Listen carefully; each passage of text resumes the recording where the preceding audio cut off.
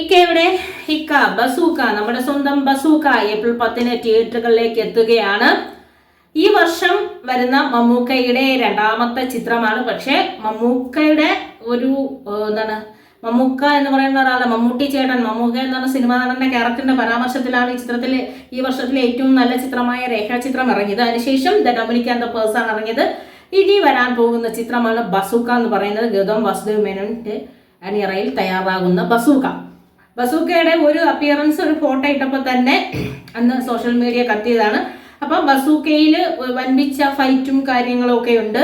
പ്രത്യേക തരത്തിലുള്ള ഒരു കഥ പറഞ്ഞു വരുന്ന ചിത്രം കൂടിയാണ്. അപ്പം ഒരു ഇന്റർനാഷണൽ ലെവൽ ക്വാളിറ്റിയിലുള്ള കുറേ സ്റ്റിൽസും കുറേ മറ്റ് വിശേഷങ്ങളും ഒക്കെ സോഷ്യൽ മീഡിയയിൽ ഇവർ പങ്കുവച്ചിരുന്നു. ചിത്രത്തിന്റെ കൗണ്ട് ഡൗൺ തുടങ്ങാൻ പറഞ്ഞിരുന്നു. അങ്ങനെ ഏപ്രിൽ 10 ചിത്രം തിയേറ്ററുകളിലേക്ക് എത്തും.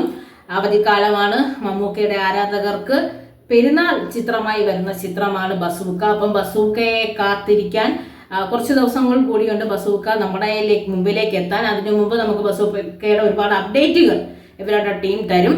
ടീസറും ട്രെയിലറും സോങ്ങുകളോ ഉണ്ടെങ്കിൽ അതും, അല്ലെങ്കിൽ അതിന്റെ ഫൈറ്റ് സീൻസിന്റെ എന്തിൻ്റെങ്കിലും ഒക്കെ നമുക്ക് തരും. നമുക്ക് അതിന് വേണ്ടിയിട്ട് വെയിറ്റ് ചെയ്യാം. എന്തായാലും ഏപ്രിൽ 10 ബസൂക്ക തിയേറ്ററുകളിലേക്ക് എത്തും.